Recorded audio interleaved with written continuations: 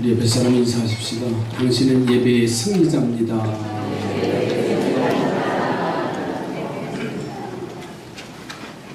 어제 점심 때 하늘을 보니까요, 그냥 날고 싶더라고요. 어제 저녁에 보니까요, 불꽃이 만발하더라고요. 어디서 팡팡 소리 났나 했더니 계산동인지 어딘지. 그래서 여보 빨리 와봐. 막 그래서 가보니까 아파트가 다 가려가지고 연기만 보이더라고요. 밖으로 나가고 싶고 뭔가 하고 싶은 계절이에요 지금. 사실 오늘은 원 교회에는 전교회 체육대회였어요. 그래서 지난 3일날 등산을 한 10분 정도가 가셨는데 참 체력의 한계가 이거구나, 또 연합하는 아름다운 모습도 보고, 오늘 예배를 드리는 모두에게 하나님의 사랑과 평강이 함께 하시기 바랍니다. 다시 한번 축복하십시오. 3개월 동안 승리하시기 바랍니다. 오늘 너무 많이 안 보여요. 그래서 다 어디 놀러 갔구나, 때가 또 됐구나, 몇 사람을 내가 지적하려고 하다가 꼭 참는 거예요. 목사님이 찾았더라 그러세요. 안 보인 사람들. 자, 오늘 본문에 보면 예레미야 선지자에게 하나님이 오셔서 명령을 내리시지요. 그 명령이 뭐냐면, 네갑 자손들을 불러다가 여호와의 집 방에 모으고서는 그들에게 포도주를 마시라고 하는 명령을 받습니다. 그래서 예레미야 선지자가 네갑 자손들 몇 사람을 이제 불러서 여호와의 집 한 방에 모읍니다. 하나님의 사람 예레미야가 부르니 이 네갑 자손들은 뭔가 기대하고 갔을 겁니다. 이야, 특별히 우리들만 부르는구나, 우리들만 모시는구나. 그리고서는요, 아주 조용한 골방에 들어가는 거예요. 그래서 잔뜩 기대하고 가서 무슨 말씀을 하는 건가 귀를 기울였더니, 예레미야 선지자가 이 네갑 자손들에게 포도주를 마시라는 명령을 받아요. 그러나 이 네갑 자손들은 그 명령에 거절합니다. 포도주를 마시지 아니하고, 더 나아가서는 집도 지지 아니하고 장막에 살았기 때문에 우리는 마실 수가 없습니다. 이것은 당시 이스라엘 사람들이 욕심에 젖어서 삶을 살아갈 때 하나님의 명령도 거역됩니다. 이웃에게 자비를 베푸는 것도 번복한 삶을 지적하시라고 하나님께서 예레미야 선지자에게 네갑 사람들의 삶을 보여주는 장면이에요. 이 네갑 사람들의 삶이 오늘 이 아침 우리들에게 본이 되는데, 이 말씀 속에서 은혜가 되시기를 주의 이름으로 부탁을 드립니다. 이 네갑 자손들의 삶의 이야기를 통해서 우리가 본을 받고 그렇게 행할 수 있는 길이 뭐냐? 첫째는 바로 결제의 삶을 사는 거예요. 절제의 삶. 하나님의 명령을 받은 예레미야는요, 네갑 사람들을 이끌고 성전에 한 방으로 들어가서 포도주를 권하는데, 하지만 이들은 포도주를 먹을 수 없다고 거절을 했어요. 그 이유가 있습니다. 오늘 본문의 6절 말씀을 좀 보시지요. 우리는 포도주를 마시지 아니하겠노라. 네갑의 아들 우리 선조 요나답이 우리에게 명령하여 이르기를, 너희와 너희 자손은 영원히 포도주를 마시지 말며 그랬어요. 자신들의 조상들이 명령했기 때문에 지금까지 그것을 지켜오고 있다는 겁니다. 여러분, 유대인에게 있어서 이 포도주는요, 우리들이 느끼는 그런 포도주의 개념과는 좀 달라요. 요한복음 2장에 가서 보면 예수님께서 가나의 혼인잔치에서 첫 번째 이적을 베푸시는데 물이 변해서 포도주가 되는 사건이 나와요. 그 물이 포도주가 되는 사건은 먹고 마시고 취하기 위한 것이 아니었습니다.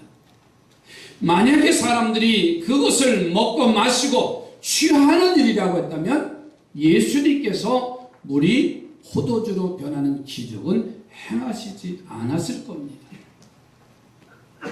뿐만 아니라 포도주는 때때로는 병을 다스리는 힘도 있다 그랬어요. 그래서 바울이 디모데에게 편지하면서 당부합니다. 내가 비위와 자주 나는 병을 위해서 포도주를 가끔 사용하라고 이렇게 디모데전서 5장 23절에 설명을 해요. 자, 이렇게 당시 이스라엘 사람들의 문화와 건강을 위해서는 포도주가 필요한 존재지만은 이 포도주가 딱 한 가지 단점이 있어요. 그 단점이 뭐냐면 마시면 취하는 겁니다. 뭐라고요? 마시면 취하는 겁니다. 그래서 당대의 의인이요 하나님이 내리시는 홍수의 심판에서 유일하게 살아남은 사람이 노아입니다. 노아가 방주를 짓고 그리고서는 그 가족이 다 구원받습니다. 물이 거친 다음에 농사를 짓는데 그 농사가 대풍년이 됐어요. 포도 농사를 졌는데 그만 포도주를 너무 많이 먹고 취해서 실수를 저지르지요. 그러니 아들에게 부끄러움을 당합니다. 그 아들을 저주하는 아픈 일이 일어나고 있어요. 그러니까 딱 한 가지 단점을 보완하는 일이 뭐냐? 단점은 취하는 거고 그것을 보완하는 일은 따라갑시다. 마시지 않는 일이다. 마시지 않으면 실수하지 않아요. 아멘 좀 크게 하십시오. 안 먹더라도 마시지 않으면 취하지 않습니다. 실수하지 않아요. 그래서 이 레갑 사람들은 마시질 않겠다 그랬어요. 한때만 아니라 평생에 그리고 이어서 포도주를 마시지도 아니하고 심지어는요 포도를 생산하는 포도원을 만들지 않겠다 이렇게까지 결단을 해요. 여러분 이것이 바로 절제의 삶이에요. 해서 안 되는 것은 안 하는 것이 절제가 아닙니다. 적어도요 해도 괜찮은 것까지 하지 않는 게 절제라고 말해요. 다시 말합니다. 절제 우리가 얘기하는데 여러분 해서 안 되는 것은 안 하는 것이 절제 아니에요. 해도 괜찮은 것까지 하지 않는 것. 이게 뭐라고요? 절제라는 거예요. 잘 이해하십시오. 우리는 내가 판단하면서 절제다 아니다라고 자꾸만 판단하는데 그건 절제가 아닙니다. 당연히 우리가 해야 할 일이지요. 그런데 해도 괜찮은 것까지 하지 않는 거 그게 절제다. 이 삶이 오늘 이 시대에 아니 우리에게 필요하다는 말이에요. 여러분 명절이 되면 지금은 그런 일이 별로 가족들이 모이는 일이 별로 없는데 명절이 되면 가장 큰 친교하는 게 뭐죠? 고수도. 지난 추석 때 철수네 집에 가족들이 모여서 고수도 판이 벌어졌어. 이 철수는 어렸을 때부터 어깨너머로 어른들이 하는 고스톱을 보고서는 그날따라 이철수가 훈계를 두기 시작하는 거예요. 아빠, 똥 먹어. 여러 가지 있잖아. 아빠, 그냥 죽어. 아빠, 쌌다. 이게 이제 고스톱 치는 사람들의 용어잖아. 같이 하던 작은 아버지가, 이철수 작은 아버지가 괜히 이 아들놈이 조카놈이 제 아빠 편을 들어주니까는 가만히 생각하니까는 아주 속상해. 그래서 얘 철수야, 어른한테 말이 그게 뭐냐? 그랬더니 이 철수가 옆에 있다가 이렇게 말합니다.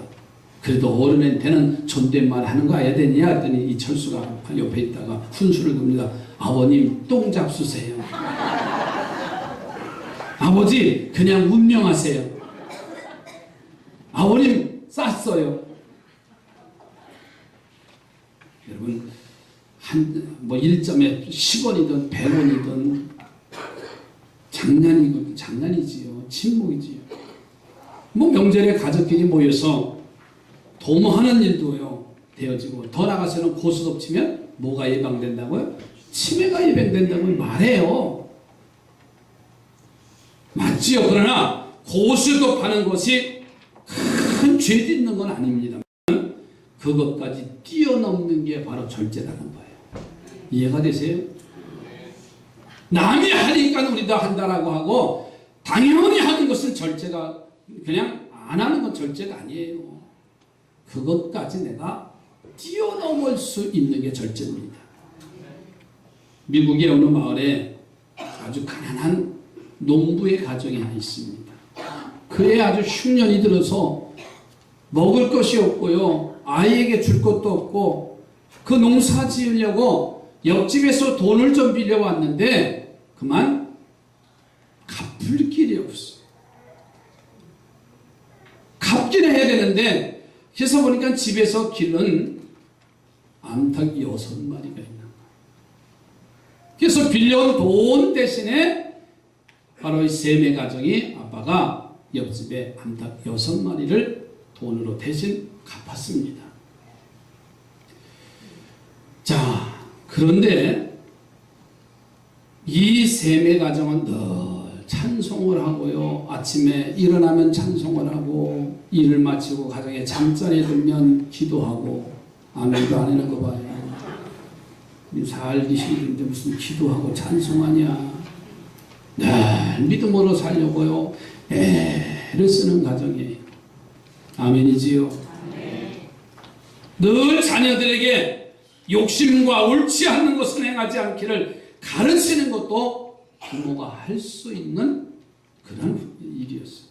얼마 후 이들 부부가 일을 하러 들에 나갔는데 집을 비운 사이에 옆집에 빌린 돈 대신에 주었던 암탉이 그만 이 세매집에 와서 옛날 살던 둥지에다가 알을 낳지 뭐예요.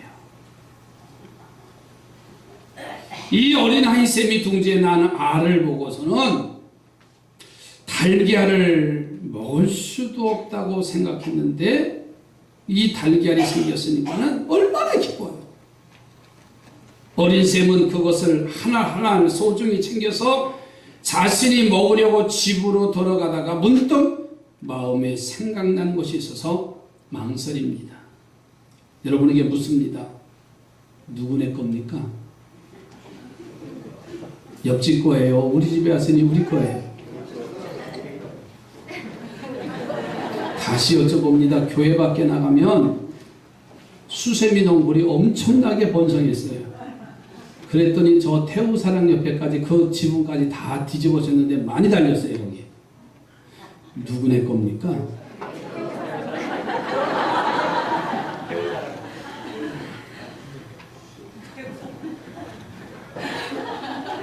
시골에 담장 넘어 감나무가 우리 집으로 왔어요. 연씨가 쫙 열렸어요. 누구네 겁니까? 따먹어도 돼요? 따먹으면 안 돼요? 왜 각각 다 다르지요? 근데 왜 따먹지요? 우리 집으로 넘어왔으니까. 바로 우리들의 갈등입니다. 이 셈이, 이 달걀은 전에 내가 기르던 암탉이라 할지라도 이미 옆집에 빌린 돈 대신에 준 닭이었어요. 그러니까 옆집의 닭입니다. 그 닭이 내 집에 기르던 내 옛 둥지에 와서 알을 낳았다 할지라도 이 셈의 마음에는 부모가 늘 정직하게 살아야 되고 욕심부리면 안 되고 진실하게 살라고 하는 그 말씀 때문에 이 아이의 마음이 결정이 됐어요.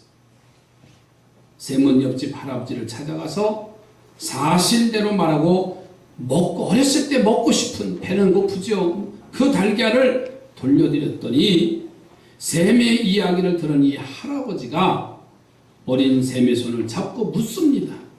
얘야, 내 생각이냐 아니면 부모님이 시키는 것이냐. 이때 어린아이 셈은 이렇게 말합니다. 우리 부모님은요, 아침에 들에 나가서 지금 안 계세요. 이 말을 했어요. 이 대답을 들은 할아버지는 흐뭇한 미소를 지으며 어린 셈에게 그 달걀과 암탉 2마리를 선물로 줬다는 이야기예요. 여러분, 이 이야기 속에서 세상의 작은 욕심을 절제할 줄 한 어린아이의 모습을 오늘 우리들에게 보여줍니다. 지난 9개월의 삶을 되돌아보십시오. 그리고 과연 나는 절제의 삶을 살았는지 한번 점검해 보자고요. 그동안 우리는 생각나는 대로 살았어요. 그동안 우리는 내 마음대로 행동했잖아요. 한 번 접고 한 번 더 생각해보는 일을 소홀히 했잖아요. 감정에 따라서 행동했어요. 옳은데도 내 마음에 맞지 않으면 그렇다고 판단하고 행동하며 사는 게 오늘 우리들의 모습이 아닌가요? 이 아침 당연히 먹어도 흠이 되지 아니하는 포도주를 절제하는 이 뇌갑자손의 삶과 그것을 우리에게 기록하시고 읽게 하시는 하나님의 마음을 생각하면서 절제의 삶을 사는 우리의 삶이 되어줬으면 좋겠어요. 옆에 분은 우리 절제하며 삽시다. 삶도 생활도 신앙도 절제하며 사는 거예요. 마시는 게 죄입니까? 그렇게 따진다면 우리는요, 내 마음대로 사는 거예요. 주일날 꼭 교회만 나와야 되냐? 한 달에 한 번만 나가지. 그 신앙이 아니잖아요. 산에도 가고 싶고, 오늘 체육되는 데가 얼마나 많은지 몰라요. 동창회, 동문, 친목계 수없이 많아요. 한 번쯤이야 뭐 빠질 수도 있지. 아닙니다. 적어도 하나님의 사람이라고 한다면 예레미야 선지자를 통해서 그들을 하나님의 여호와의 성전 방에다가 뇌갑자손을 불러놓고 마시라고 하니까 이 뇌갑자손들은 우리 조상들에게 명령했기 때문에, 조상 부모들이 말씀하셨기 때문에 우리는 포도주를 마시지도 않거니와 바로 장막을 짓지도 않습니다. 이렇게 말해요.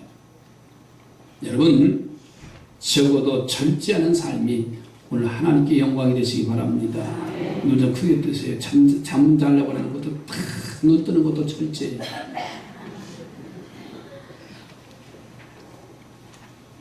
이렇게 막 큰 소리를 해도 그렇게 주무셔요. 꼬집어봐요. 방송실은 다음 주부터 캐쳐 이렇게 예배 시간에 이렇게 아멘 아멘 하는 사람들 이제 한번 동영상으로 영상팀 좀 해봐요.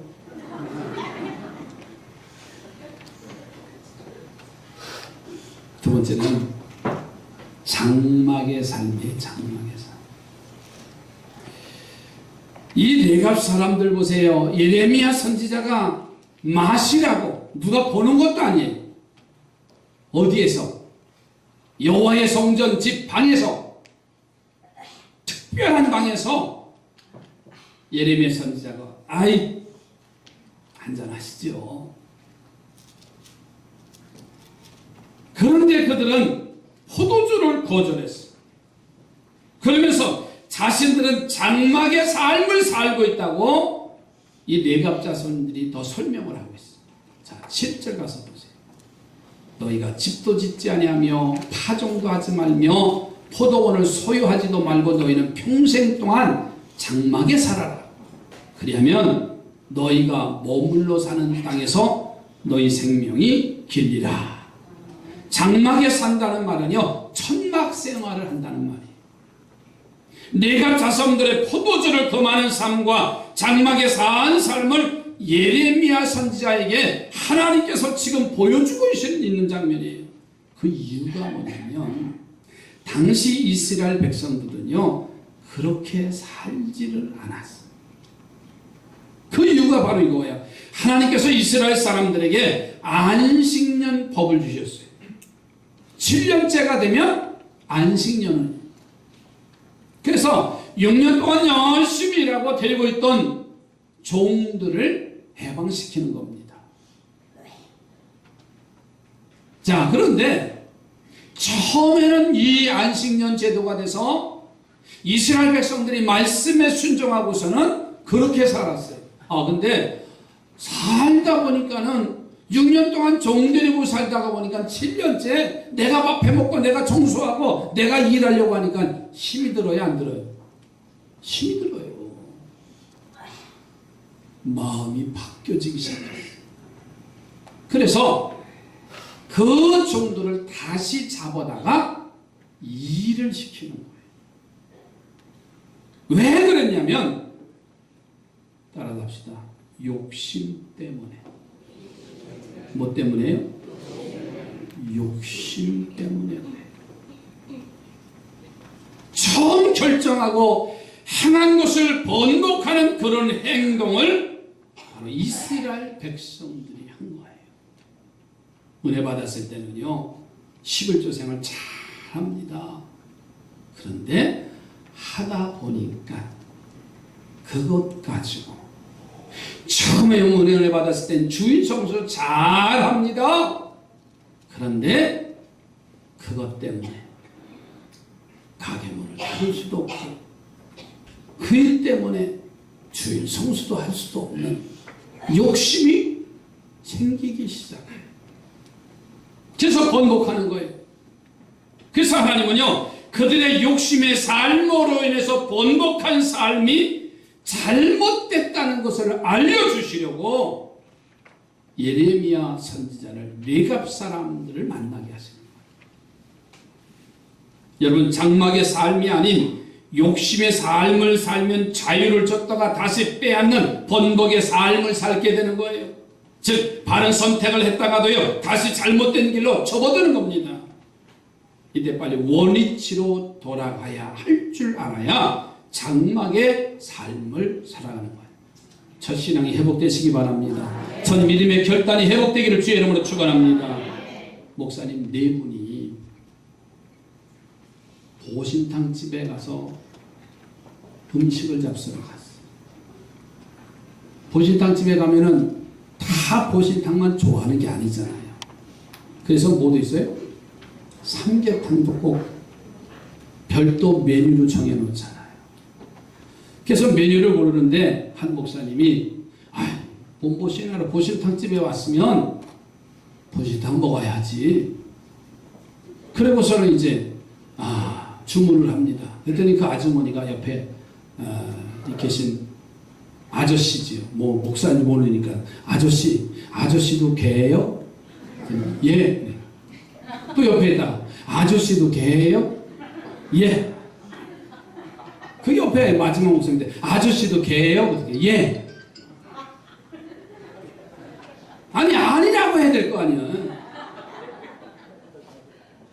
걔 뭐가 됐어요? 개가 된 거예요. 옛날에 어떤 사람이 남의 밭에 들어가서 팔을 훔치다가 원님에게 붙잡혔어요.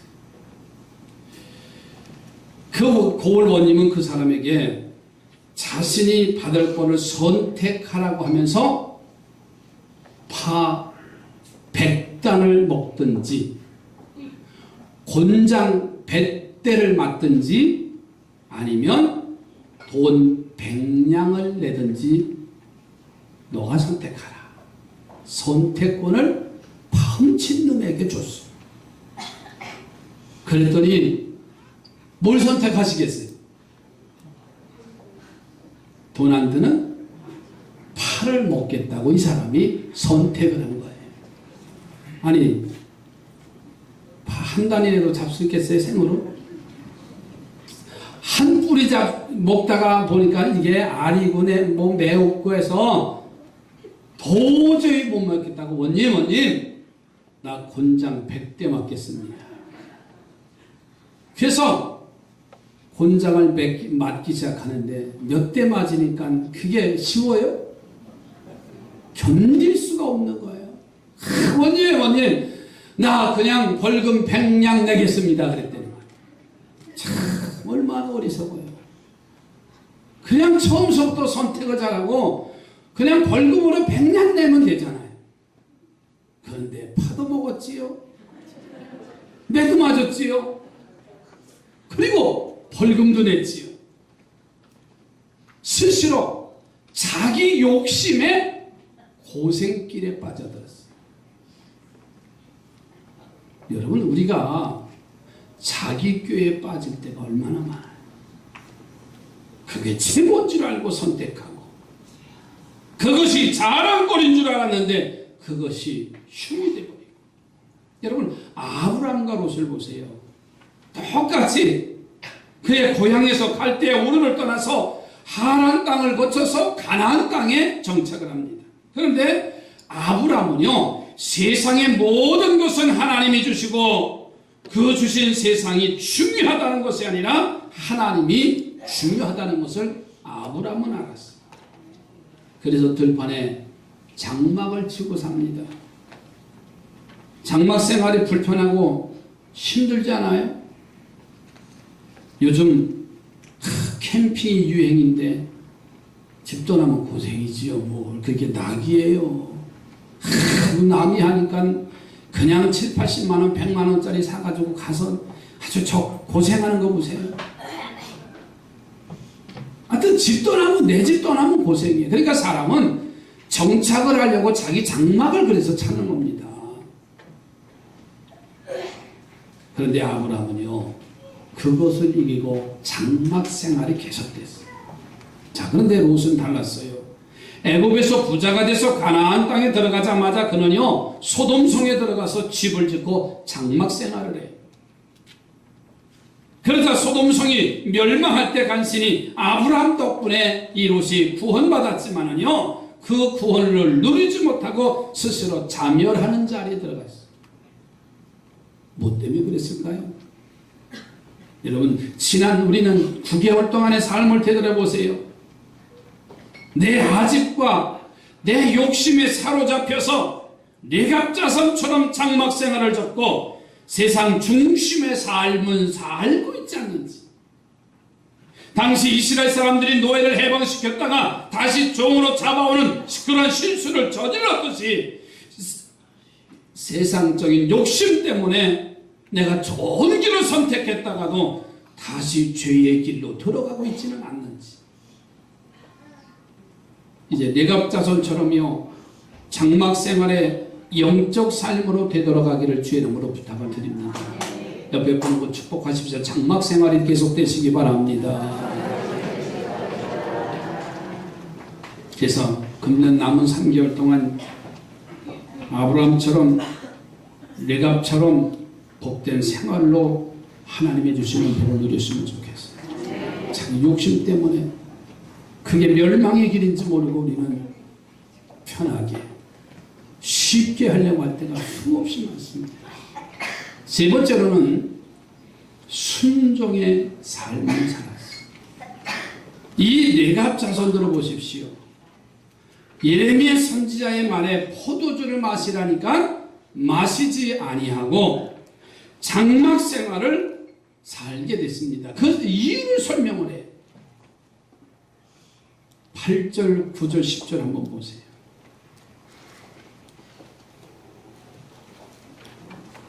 조상인 레갑의 아들 요나답이 명령했기 때문에 순종한다는 거예요. 하나님이 예레미야를 이들에게 보내주신 이유가 바로 그들의 순종의 삶 때문이었다는 사실이에요. 그래서 뒤에 예레미야 선지자가 16절에 이런 말씀을 해요. 예레미야서 35장 16절에 가보면 레갑의 아들 요나답의 자손은 그의 손조가 그들에게 명령한 그 명령을 지켜 행하나 이 백성은 내게 순종하지 아니했다. 이런 말씀이에요. 즉 조상 명령도 지켜서 평생을 순종하며 사는 레갑 자손들이 있는데 너희는 조상이 아니라 하나님의 명령도 순종하지 않는다라고 하시는 말씀이에요. 그렇습니다. 우리가 부모의 명령이면 순종하는데 정작 하나님의 명령을 순종하지 않을 때가 얼마나 많아요.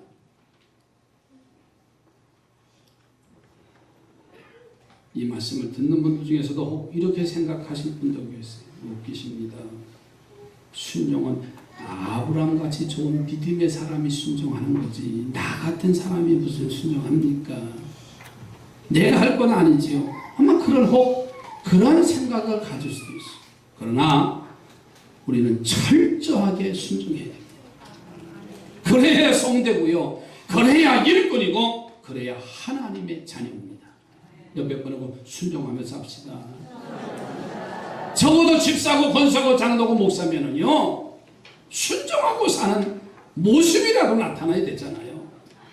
자기는 삼산교회 고인이라고 하면서 불순종하고 삼산교회 일꾼이라고 하면서 직분은 자랑하고 귀하게 여기면서 불순종하고 하나님의 자녀라고 말하면서 불순종한다면 얼마나 입과 행동이 다른 삶을 우리가 살아가고 있지 않는 거예요.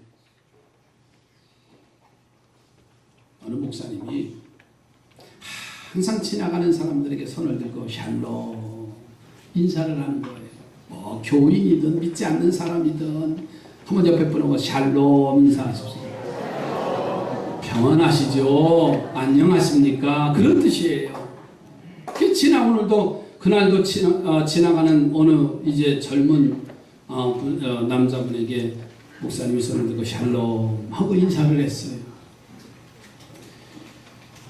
그랬더니 이 사람이 그 다음에 교회 나온 거예요. 샬롬 그 한마디. 그리고 열심히 신앙생활 하는 거예요. 그러더니 3개월째 되던 때에 목사님께 식사를 대접하고 싶다고 연락이 왔어요. 목사님이 시간을 정해서 그래서 아주 편하게 식사 대접을 접대를 받으면서 그 자리에 이 형제가 이런 얘기를 하는 거예요. 이 사람이 지금까지는 걱정 근심 없이 살았다는 거예요. 사업도 잘 되고 가정도 화목하고 돈도 명예도 있었는데 그런데 어느 날 자꾸 몸이 피곤해지더라는 거예요. 얼굴은 검어지고 그래서 병원에 가서 진단을 해보니까는 간암 환자로 판정이 됩니다. 여러분 간은 아픈 줄 모른대잖아요. 거진 사망 선고를 내려야 그때 가서 보면 이제 그 병원에 가서 다 진단하니까 3개월밖에 살지 못한다. 이런 판단을 내렸어요. 자, 어떻게 손을 써볼 수도 없는 아주 딱한 3개월의 삶. 그런데 그때부터 이분이 그 마음속에 누구를 만나도 나는 3개월밖에 살 수 없구나. 아무리 맛있는 음식을 먹어도 나는 3개월밖에 살 수 없는 사람이다. 누구와 재밌는 대화를 나눠도 나는 3개월 시한부 인생이다 하면서 그 마음에 늘 그렇게 살았던 삶이에요. 그런데 어느 날 교회 앞을 지나갔는데 목사님이 자기를 보고 샬롬 했더니 이 지나가는 이 사람이 귀가 번쩍 들은 거예요. 뭘로 들렸냐면 살롬. 이해가 되세요? 자기는 죽을 놈이라고 3개월밖에 살지 못하는 죽을 놈이라고 했는데 목사님은 지나가는 사람마다 샬롬 하고 늘 하던 말인데 이 사람에게는요 살롬 그렇게 들어가야 돼요. 한번 해보세요. 살롬.